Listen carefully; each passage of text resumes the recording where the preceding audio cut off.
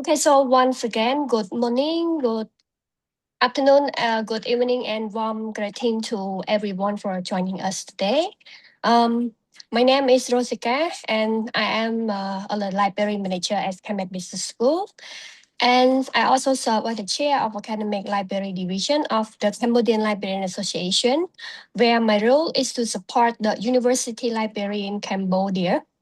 So on behalf of the Cambodian Librarian Association and Cambridge Business School, it's my great pleasure to welcome you to today's webinar on the library space planning and operation. We are delighted to welcome Cambodian librarians, information professionals, student educator, and academic administrator, as well as our library colleagues from other countries. And your presence today reflect a shared commitment to strengthening library as a strategic trust and future-ready space. Then the Cambodian Librarian Association worked to advance librarianship through professional development, collaboration, and knowledge sharing. So through the academic library division, our vision is for the library to serve as a neutral knowledge infrastructure partner at the intersection of education, industry, government, and society. So before we begin, a quick housekeeping note. All participation, audio and video are mode, and we encourage you to engage via chat. So please place all your questions in the Q&A box. And after the presentation, I will engage with our speaker, Alex, to address your question. After the session, we will share the webinar recording along with the speaker slide with you via email. So you may revisit and share the insight with your colleagues. And in addition, we warmly encourage networking if you would like to engage further. So please feel free to introduce yourself in the chat box by sharing your name, organization role, and if you wish, your LinkedIn profile, so that we can stay connected and explore opportunity for future collaboration. And we are deeply grateful for the support from our partner. So my sincere appreciation goes to Itacham, the Italian Business Chamber Cambodia, which is a chapter of Eurocham Cambodia for fostering international and cross-sector collaboration, and to Aaron Cohen Association Limited Company ACA, which is a global leader in library design and planning with nearly 50 years of experience in creating innovative and user-focused library environment. It is our great honor to welcome our distinguished speaker, Mr. Ali Cohen, whose extensive global experience in academic and public library, serving, planning, and emerging technology that will provide a valuable insight relevant to Southeast Asia and beyond. So thank you once again for joining us today.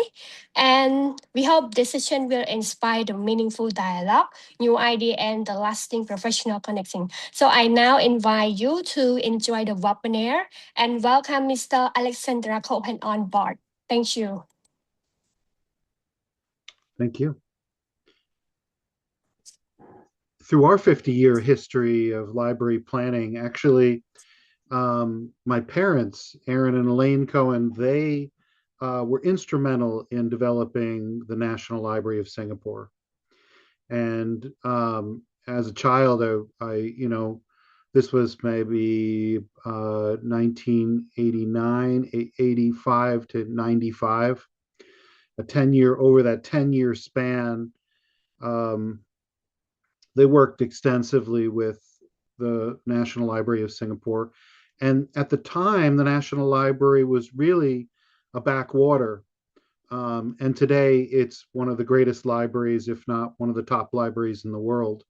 So you have some very good examples regionally of libraries that are nearby that have experimented with the development of libraries.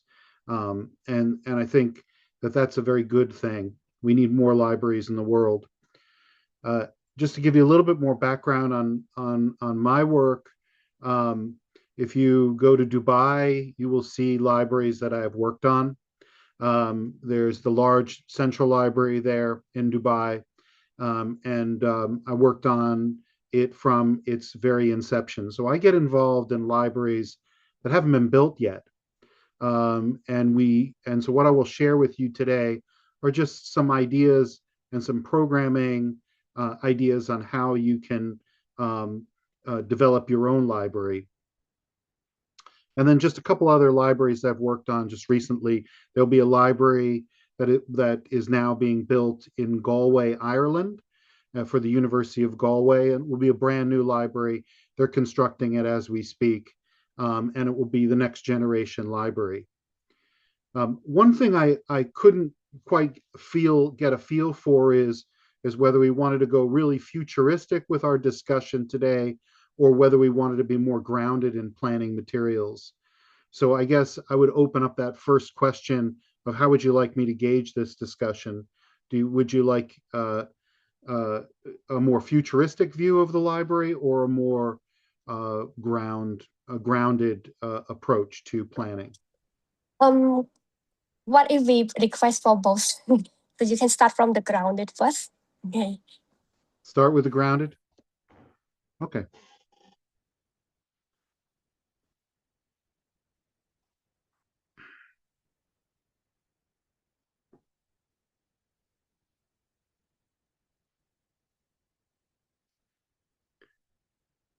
So when you think about developing libraries, the first area you need to think about is you need to develop ideas on what can be going on in those libraries. And just going over some of the questions that were posed in preparation for this, we want to think about the library having learning centers. And what does that mean? Well, that means that you have a math center in the library, you have a writing center in the library. So you can have these different centers. Of course, you can have a book center, you can have graphic novel center. So you want to think about those ideas and develop the services around your collections. And the collections, every library has a unique collection. So there's no one, you can't duplicate one library from the next because we are all have different levels of interest in areas. So I'd first say start with a cloud of ideas. The second is think about the sight and touch. Think about the technology. That's why I was asking you whether would we go futuristic, because today the technology is just jumping off the screen. We can create images, we can create reports in seconds with AI. So there's a lot of opportunities to think about that. Um, One other area that we think about is what we call patterning. And patterning is the behavior inside of the spaces. One thing that makes libraries different from any other place in the world is it can be a quiet or silent space. And that's very important because if you want to focus on learning individually, it's very important to be able to focus. And if there's too many distractions, that can be a problem. So thinking about the quiet space. But if we were designing a library today versus designing a library, say 20, 30 years ago, we wouldn't be developing what we call the culture house or the tea house or the coffee house. And that's a place where it's what we call open collaborative. It's an area where students can work together in learning hubs. So thinking about that patterning is important because if you have a noisy social environment where people are talking and discussing new ideas in the library, well, having that next to a quiet space may not be a good idea. So you want to think a little bit about that patterning, and that's where the image solution or the CAD planning or really the 3D planning is of today. Um, and so we have this digital resource, a universe of digital resources now, but it doesn't negate the fact that we still have books, we still have unique items, we have what we call the library of things. So everything that you have, say you have, we worked with one library where they had a stamp collection, for postage stamps. So each of those stamps has metadata that's associated with it. And that becomes very powerful because you can create what we call a learning registry based on your metadata, and you can work with your own systems today. So this is moving very quickly because you can then develop tools and apps around that. We work with the Smithsonian Institute here in the US, and they developed a biodiversity website. And that biodiversity website is very useful for, say, coffee growers, something like that, where they are sharing information around the best practices in coffee growing. So thinking about your strengths in developing your collection can play out. And then, of course, pulling that information together is important as well. I just want to make sure I didn't jump ahead. My apologies. Okay. This is a picture of a classroom inside of a library. And in this case, this is a group of nursing students that are working in the library. And you can see just in the picture, this is a real picture, that there's food. Food is okay in the library, that they're working collaboratively in that space. And that's, I think, a very important piece to what I really think the library of the future is impacts, making impacts around literacy and learning centers, developing learning centers. One way to build a community and keep a community vibrant is to think about new books. There are always new content that's coming out. Yes, there's a lot of books in this world, but there's books do take up space. So we want to think about that when we're planning libraries. But we also do want to entice people to read, and it's very important to have centers that are supporting literacy, that are supporting knowledge building. This is a picture of the British Library in London. And I think what's interesting about it is it represents all the heritage, all the materials that are maybe 100, 200 years old that the library holds. And so sometimes you want to think about out of sight, out of mind. You want to think, well, if nobody sees the books, then they don't know you have them. So it is important to think about displays and pushing content in front of you. It also brings a warmth to your world. So back to the cafe. You don't need a lot to have a library today. You need good connectivity, somewhere where somebody can be either on a cell phone or using their laptop, uh, a little coffee maker or tray, um, and some space. So thinking about reading space is important. And there's different types of seating environments as well. And so you want to think about the amount of square footage each seat takes up. And in this case, these seats take up about 40 to 50 square feet. My apologies, you work with square meters, but you can work the same out. Actually, square meters are easier to use because they're lower numbers.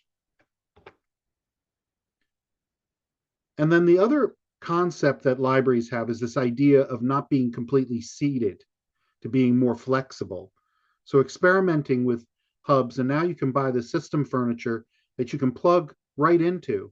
Now this again is just a model made by a furniture company, but you get the idea that people can pull up with a cup of coffee and they can have a chat at the library. That's something that when we look at traditional libraries, that was not designed that way. And so 100% of the libraries today have this issue of how do they integrate a more social learning hub into their library. And the collections themselves are a challenge as well. We want to think a little bit about, what are the high use materials? And so a lot of libraries get into this situation where they have too many books, too many seats, too many of everything. And so it becomes cluttered. And I've been looking at a Japanese lady called Marie Kondo. I don't know if you've heard of her in your area. She's a Japanese lady that works with decluttering your household, decluttering your house. Well, libraries need to do the same thing. They need to think about what are the high use materials, what are your priorities, what are your foundations, and then the things that are extended, the things that are more global, they can be digital or they can be in a repository. And I think it's important to think about your storage as well as thinking about your interactions with collections. And so over the 50 years of our growth, The standards have changed when it comes to shelving. We used to have much higher shelving. 7 shelves high is a typical design for a traditional library. In the US, librarians don't use the top and bottom shelf. So now you're really using 5 shelves. And so you want to think about, what can you hold with 5 shelves? So we call that the capacity to hold. And each bookshelf holds about 30 books. So now you can start to do some math. If the bookshelves are 150 books per side, 5 books, 5 shelves times 30, 150 books. Now you start to get an idea of how many books you can hold in an area. And typically in libraries, we have what we call double-faced shelves. That means if the shelf, you could walk around the shelf versus having a shelf against the wall. So understanding the capacity of what you can hold allows you to design for the future. And I would say for anyone, an inexpensive way to start thinking about your library is trying to understand how many books you can actually hold and how many books you're trying to hold, or how many books, because you want it to look tidy and uncluttered. And so we have calculations for libraries to square feet, and you can see that you need to be able to. A double face shelf is what I would describe as these 2 boxes, and each one could hold 150 books, and each square could hold 300 books. So now you get an idea of how you can kind of size the space out. But you want to think about how heavy materials are. Often in the past, and again, this isn't an issue as much today, but in the past, people would overload the space. And a lot of archives still do this, where, if you ever try to pick up, a box of books, it's pretty heavy. So you want to think a little bit about how that works.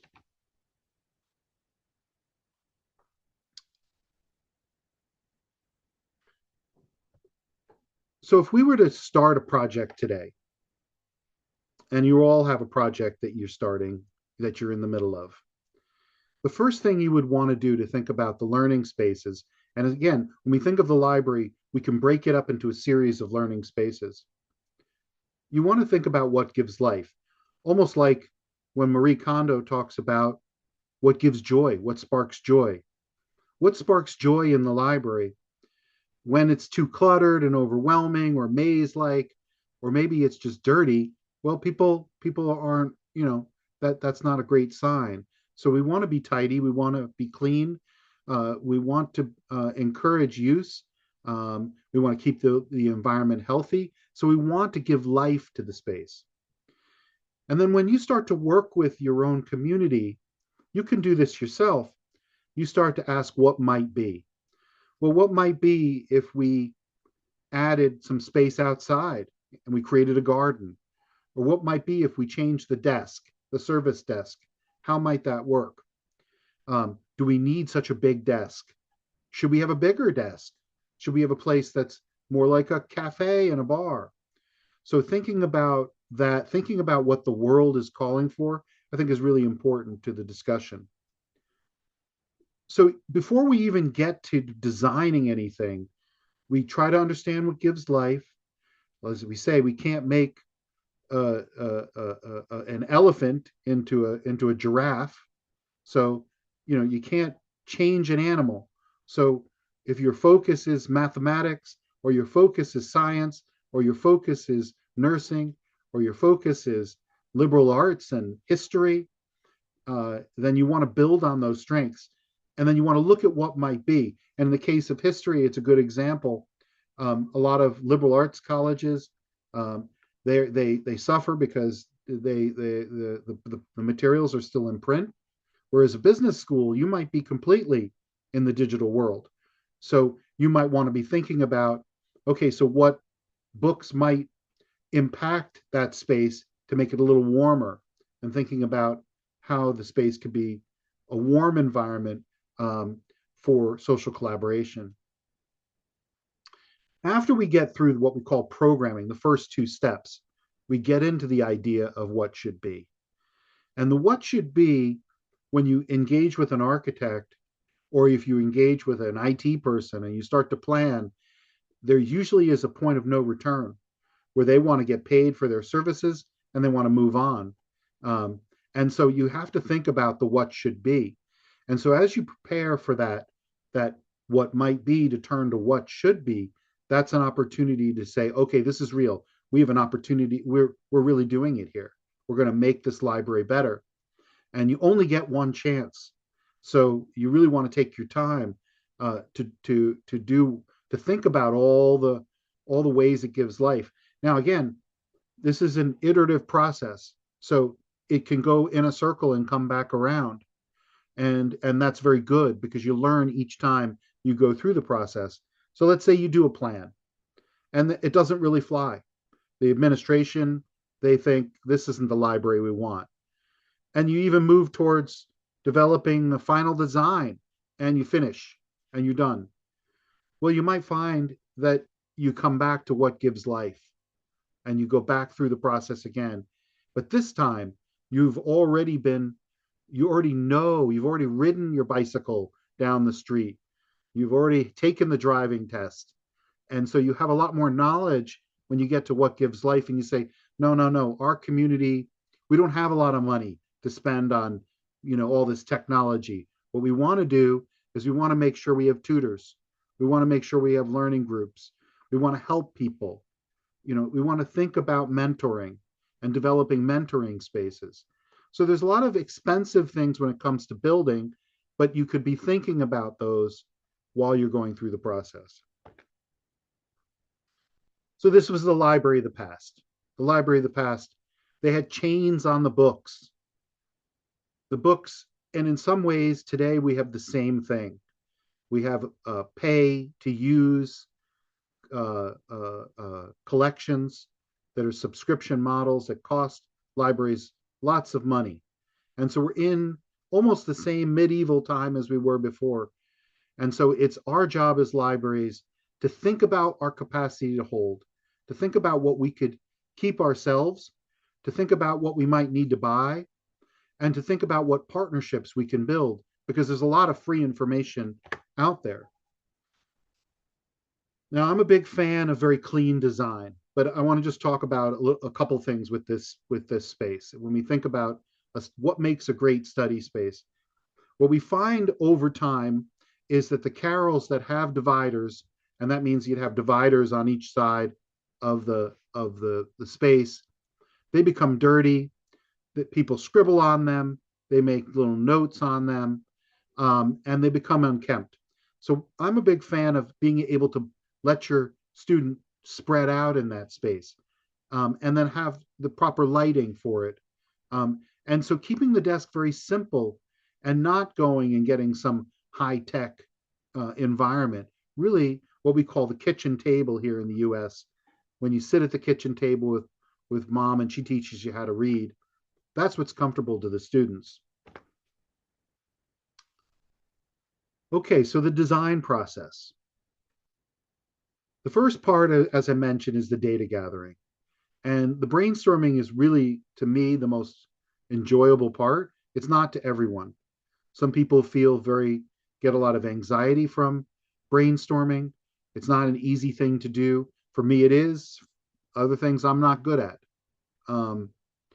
But when it comes to brainstorming, you want everyone to participate. It's really important.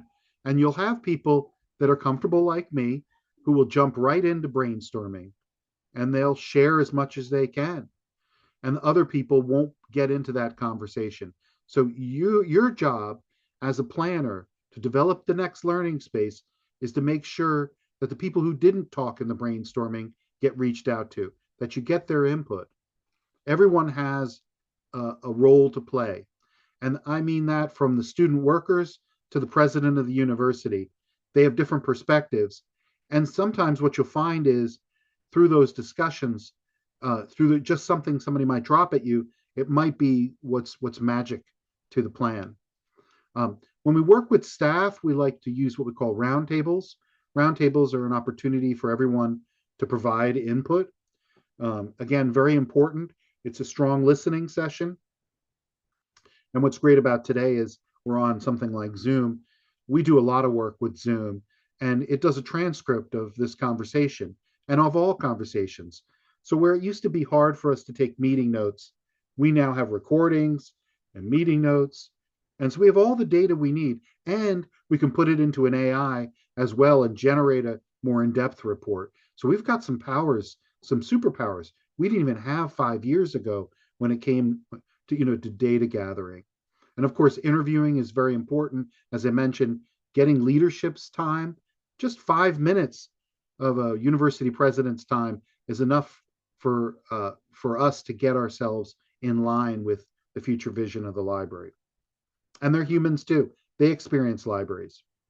I often say when it comes to leadership, think about where their origin story is. Some people come from an accounting background, other people come from a history background. Everyone comes from some background. They might be a great writer. And so you want to look at what's the opportunity, what are the alignment around your services and theirs. Then you want to think about assessing conditions, and I mean that physically and virtually.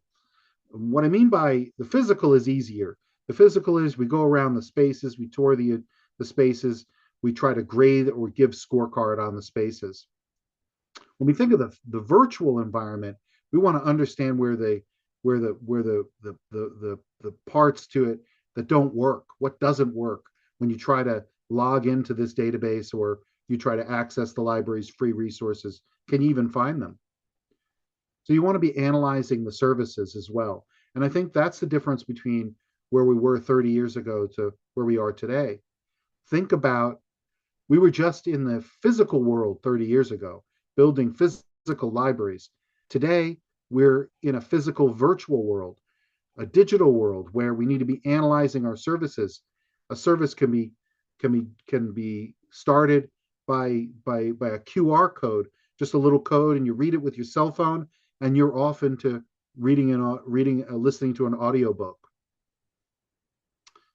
The program matrix in the second column here is a way of dividing the different types of spaces and environments in libraries. So we have 5 different modes. The modes go social, collaborative, presentation, the touch point, and reflective. Now, social, you understand. Collaborative, you understand. Presentation is like the program room, the event space. The touch point is where the library staff and the user interact, and that can be in the physical or in the digital environment. And then the reflective space is what I was mentioning earlier. That's a quiet space or a silent space, a place that can only be in the library. So for an existing library, what we do is we do something called the visual scan, and that is we tour the environment, we grade the spaces, we try to figure out, is this a space? As I mentioned, sometimes you have an A space, but it's acting like a C space. And what I mean is, in the US, we have grades of, failing is F, D is close to failing, C is good, B is very good, and A is excellent. So a basement space may never be an A, may never be an excellent space, being downstairs in a dark basement. But for a quiet environment, for students that need focus, often we develop spaces with no windows and artificial light so that they can work and focus in those spaces. So you want to think about the physical environment, you want to think about those behaviors, and you want to think about the sensory as well. Again, you might have people who are the opposite. They like to study environments where their people are around and they're talking, like in the culture house or the cafe, or where the tea is served. And so you want to think about that kind of, what are you communicating to each one of those groups, so that you're in a situation where you're serving them and they're not even asking for what they need because they already have it. We do something called a relational program, and that is that we help develop libraries by understanding what those different groups are within the community. So on a campus, on a typical academic campus, um, you will have different groups, and so you want to have those focus groups. Then we do something, and those focus groups are mainly like brainstorming sessions. The visual research is something I think more brand new, really, given the new technology and tools we have with AI. We can now generate images based on images we already have. So we're in a whole new world when it comes to visual research, and it's pretty amazing. I mean, the results that we're seeing, and you just need a little knowledge of architecture, and you can really start to develop really beautiful spaces. When we develop those programs, then we get to a situation where we want to share those, but we can't just give people one answer because they might not like that one answer. So what we want to do is develop a series of scenarios or options, and those options help us whittle it down or develop the best possible plan or best possible library development. I've found over the years, let me give you an example of the scenario. One scenario you could have is that nothing changes. Now, that's a hard scenario if you're talking about change. And if we're talking about developing a library or upgrading the library or renovating the library or building a new library or developing a digital library, if we're trying to do all of that and then you come back to me and we come back and I say, well, what you have is good, you might not be happy. But when we're going through scenario planning, there are often people who get scared, who don't really understand or know what we're really talking about, and they don't want to lose what they have. Now, that's a very important piece to the puzzle. Remember, it'd be worse if you lost what you have. So, in any plan that you develop, you want to improve on what you have. So, one scenario will always be, what if we do nothing?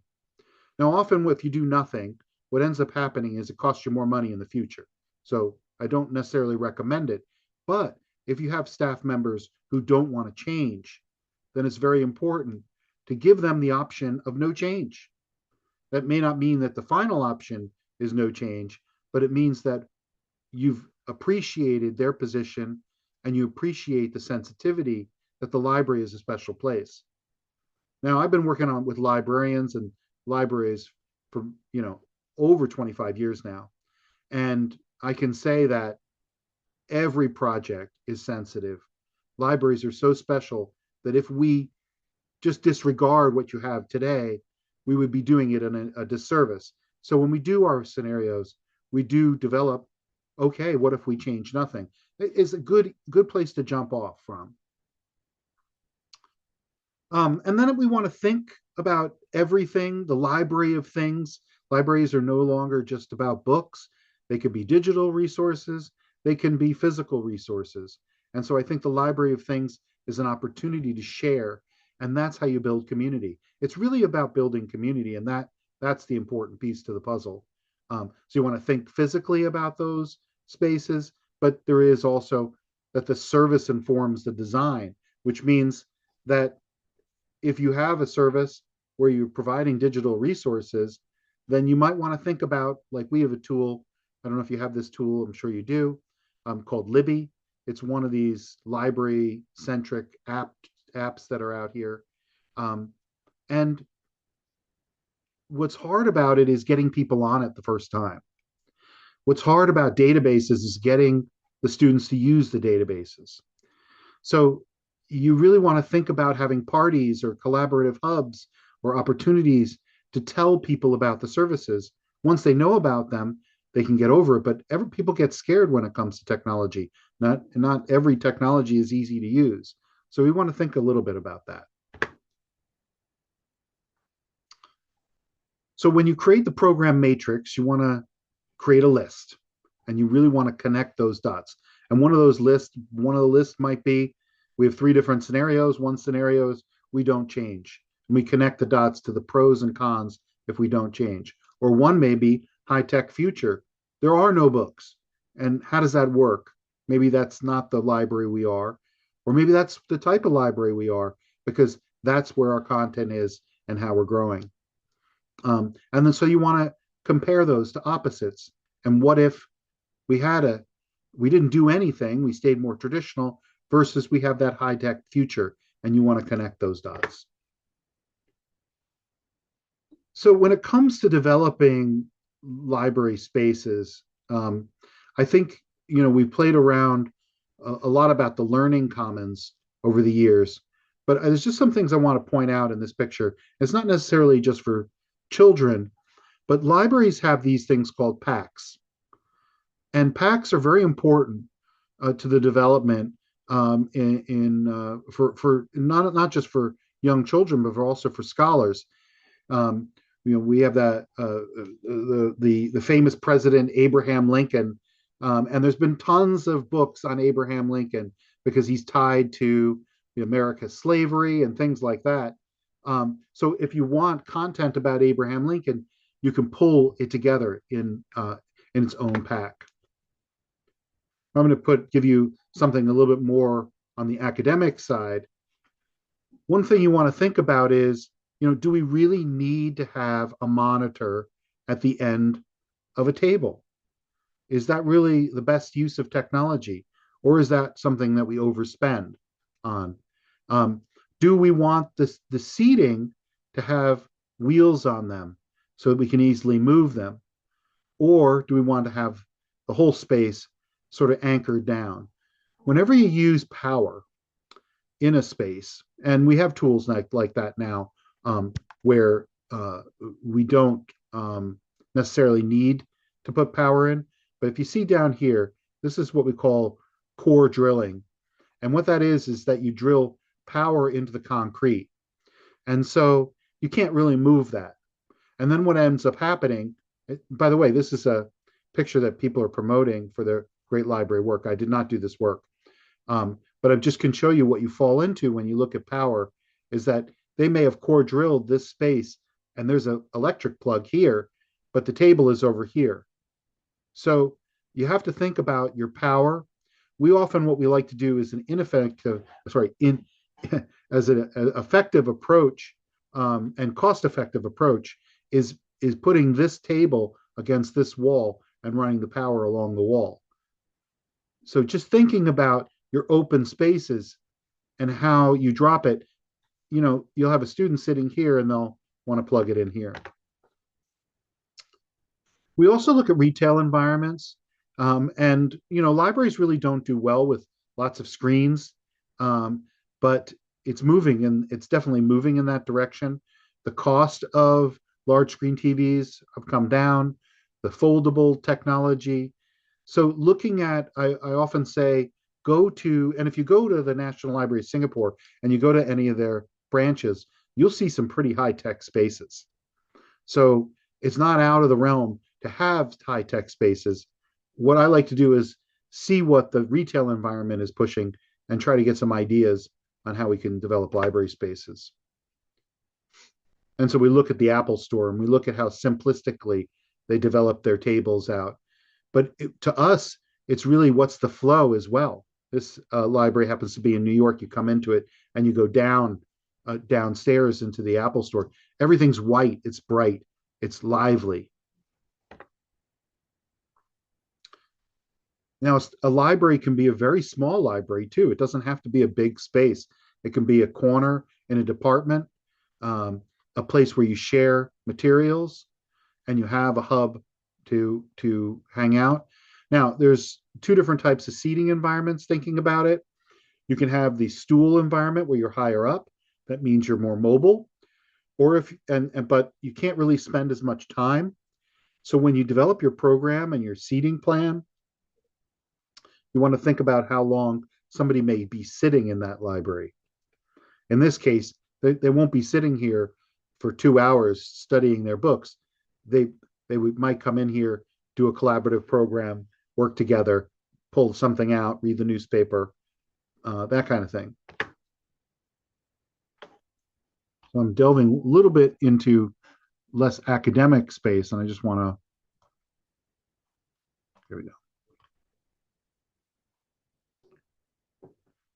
So we like to develop flexible spaces. One way to look at spaces with an inexpensive view is thinking about putting things on casters. And these are actually stackable tables, so they'll stack together. I'm sure you have these. Um, and and just thinking about having everything is you're able to reset it up for different size groups. Remember, libraries can have different learning hubs in them. There could be a quiet one, there could be a collaborative one, there can be, the mentoring area. So at different times of day, you may want to change up how the space is used. Um, I'm just going to give you an example of a library design, and to give you an example of how things work in a library, and then we can stop and do some question and answer. So in Athens, at the Stavros Niarchos Center there, the SNF-CC was one of the first projects that I worked on. We worked with a famous architect called Renzo Piano, and he asked my father, who had worked on the National Library of Singapore, so we have an example of his work nearby. Um, and he asked my father for a purely flexible space. And so we designed one. So let me just describe some of the pieces that are in this flexible space to give you an idea of how you can configure these kinds of spaces. The first is that whenever you go into a library, go into your library today and walk around and go look in the corners. The corners are the natural, what we call collaborative spaces. You have two walls. You can put dividers here and create your own group space. See, you have two here. You have three here. You have a stairwell here, but we took advantage of all three. So now I've got group study spaces that are very inexpensive just by understanding how buildings work. But again, what I mean is I have a free wall here, a free wall here. I could just drop a screen right in front, and now I have my own collaborative space. So that's the first. Another thing about this space is we have something called the living edge. Now, what we do is we put the tables perpendicular to the wall. So we run the power, the electrical power along the wall. Again, very inexpensive computer seating along the wall, or they can be carrel seating along the wall. Keep it very simple. Make sure it and just run them parallel to the wall. This is one way of creating quiet space and a flexible space. And you notice we did it on both sides. On the other side, perpendicular to the wall, we run the power along the wall. Now, what we did in this plan is to give us a buffer to the main kind of flex space in the center, is we added bookshelving that runs, it creates a divide between the spaces, but also gives you some space to browse the shelves, but it gives a feel of the library. So you're giving the library aesthetic as well. And notice that we have 1, 2, 3, 4 ranges. Now, each range is going to be just under a meter. So if you could look at it this way, 1, 2, 3 meters long. They hold about 30 books. And if it's 5 shelves high per side, that's 300 books per square. So now I'm giving you some understanding of how do I count how many books I can hold. Now, that's 30 books. You could hold 30 books, but say if you did one face out, then you're only going to hold 3 books. So there is some understanding of how you would think about that. Now let's talk about the flexible space, and I hope I can show you the next one. See how it changes. So let me go back. One day it could be set up like these. These are poles. We put the poles down and we have a divider that we can pull out and create the environment. And in academic environments, students love to move around tables and chairs. So we can also use these as ways to drop power from the ceiling, and you can have them on rails like a train. You could have them on rails. You could pull them around. In this environment, we didn't do that. We just provided the ability to change the environment. So now we're able to have large groups, large teaching things, and then the next day it changes. Then we have a large gathering. And so this is how you create a flexible space.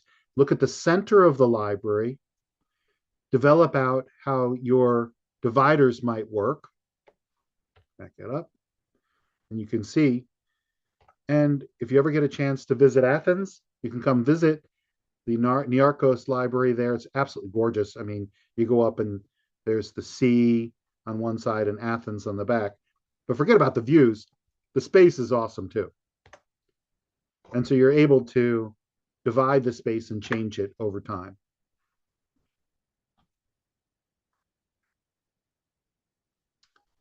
So I'm going to stop right there.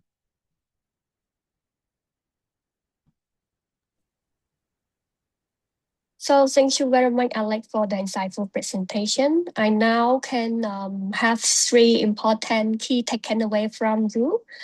So the really interesting point is the strategic priority that we can rethinking before planning the library space, where we should focus on the creating the impact.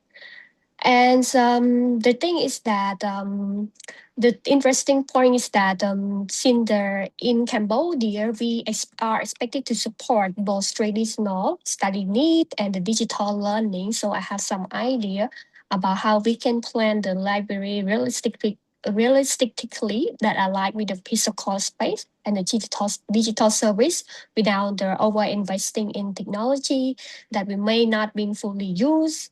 And the one last thing point is your idea on the global experience for the flexibility and the future ready space. So I can say the framework that you put together, which means there are some phrases approach that the library can have more adaptable for the student learning behavior to continue to evolve. So before we move to the Q&A session from our audience, I also have a few questions to you.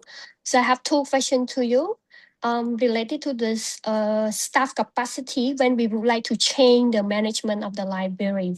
So my first question is when the library transformation often requires a new skill, the new way of working for staff. So what advice would you give to the library manager on preparing and engaging the library team during the space redesigning or operational change, especially in the academic institution? Okay, and the second question from me is finally, we would like to apply the global best practice to the future to the local context as well. So what key factor that should the Cambodian library consider to ensure that the new library space remain culturally relevant, inclusive, and trusted by the student and our faculty? Thank you. Hmm. They're good questions. I think literacy is such an important aspect of society. And I looked up before this conversation to see how well Cambodia does for literacy. And Cambodia has a higher literacy rate than the United States. So, we often talk like we're the big dog, but in reality, you're already doing really well. But, however, you still have room to grow as well. And literacy does not necessarily mean uh, uh, it means learning. Learning is part of the puzzle, and so the staff have moved need to understand how they can make an impact on their community, and that could be through games, it could be through tutoring, it could be through mentoring, uh, or it could be through the development. Well, I would think of a structure of what we call the culture house. And the Culture House is, we developed a library for Penn State University. And one of the areas that we found was that the students really liked the graphic novels. They liked to have a lounge where they could look at more graphic novels.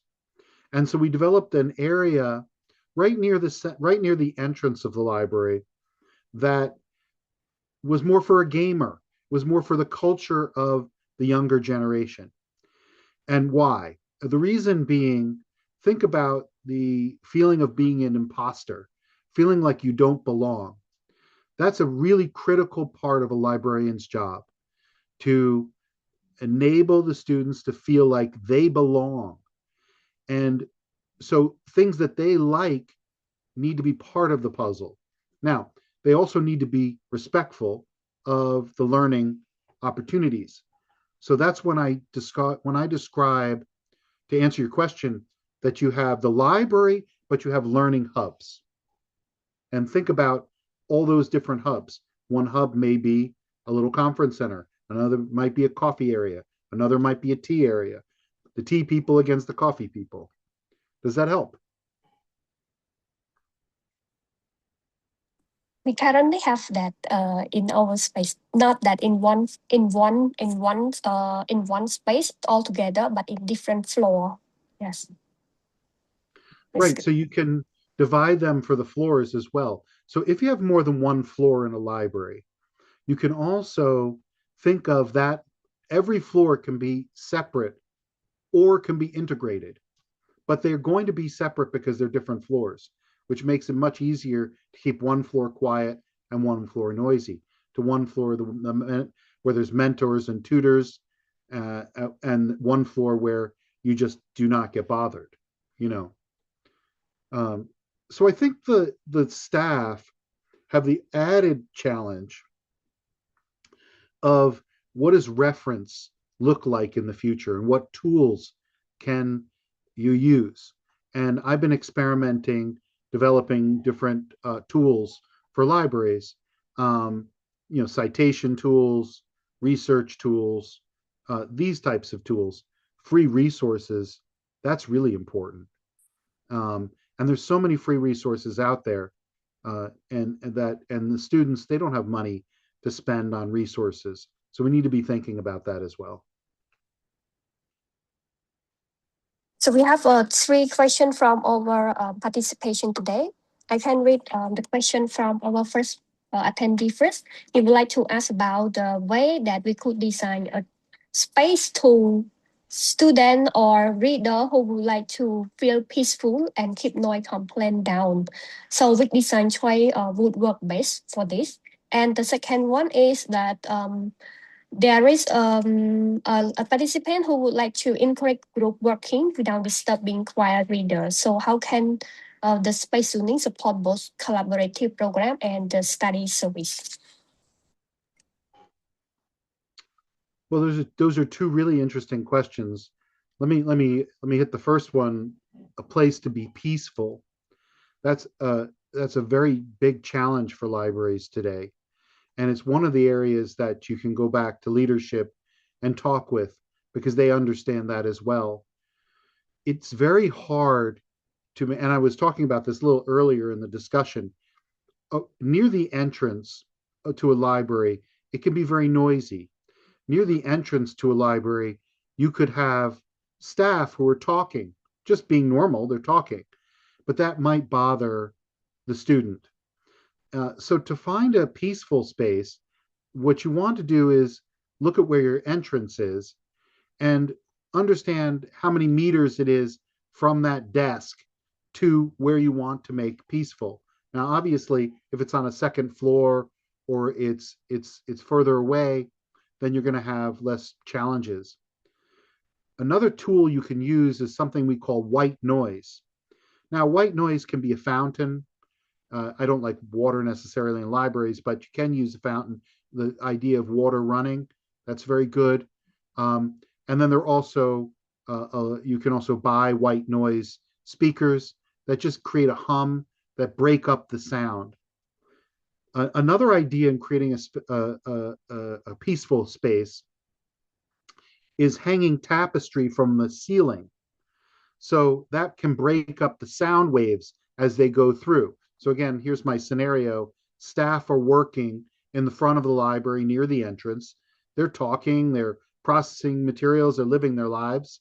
And a student wants to study, and it's annoying them. If you put a tapestry or a flag, you could take the Cambodian flag, and you hang it from the ceiling, it will break up the sound between the staff members talking naturally and the student that needs silence. So creating a space, a peaceful space, has a lot to do with breaking the sound up so it doesn't travel. If your space has hard surfaces, then it's very difficult to keep the sound down. On the other hand, traditional libraries, and we use this trick, not again next to where the staff work, but we use this trick in what we call the traditional reading room, where we keep hard surfaces and we make it so that if somebody drops a pen or a pencil, it reverberates. So it keeps them a hush and it forces them to hush down.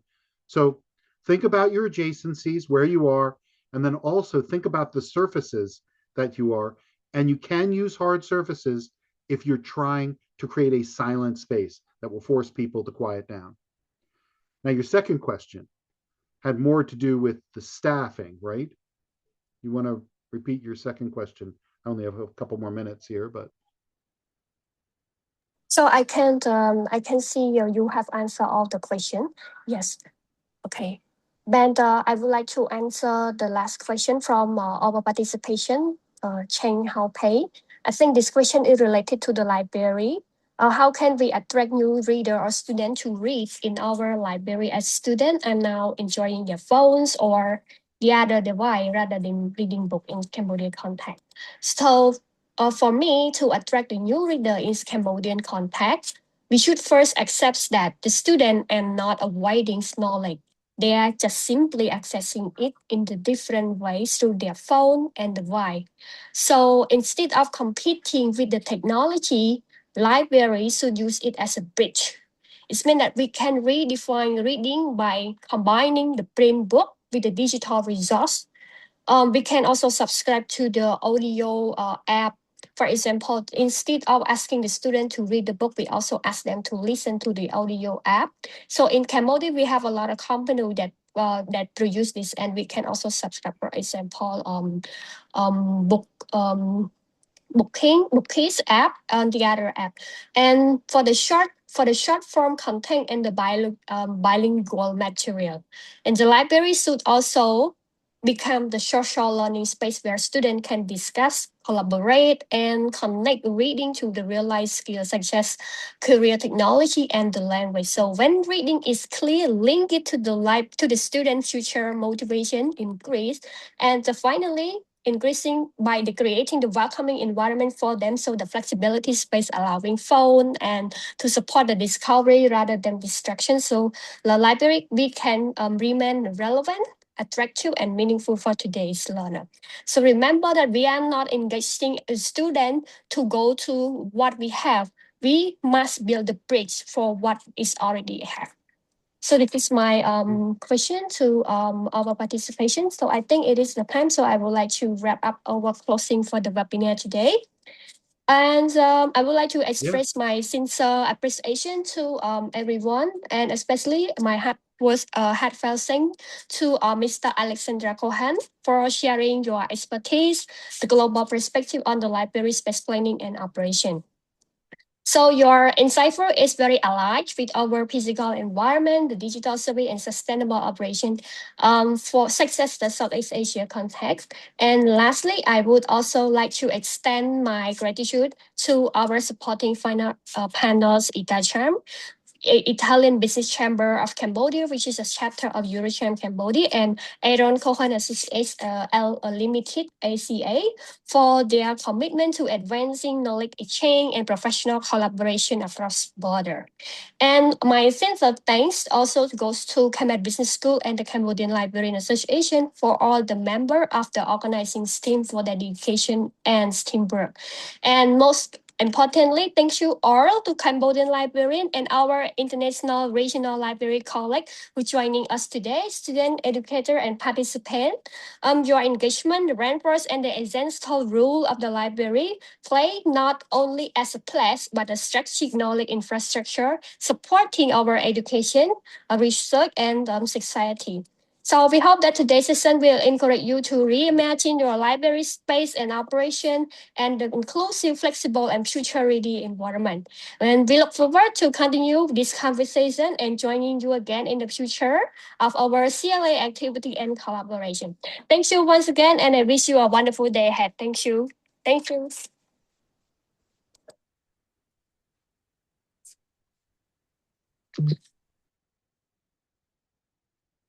Thank you for the opportunity to speak with the group. I think my last statement would be right on the last question that you asked, which is reader's advisory is a very important part of libraries. You will make it much stronger by developing student groups around reader's advisory. If you have students who work together to develop the reading lists, they will read the books. And that's what's important, is getting students to talk about the books, to talk about reading, to talk about what they like, and then developing the library collection to support those readers. So good luck in supporting the readers, and every impact that you make makes a better world. Thank you. Thank you. Thank you. Bye bye. It's time. Bye bye.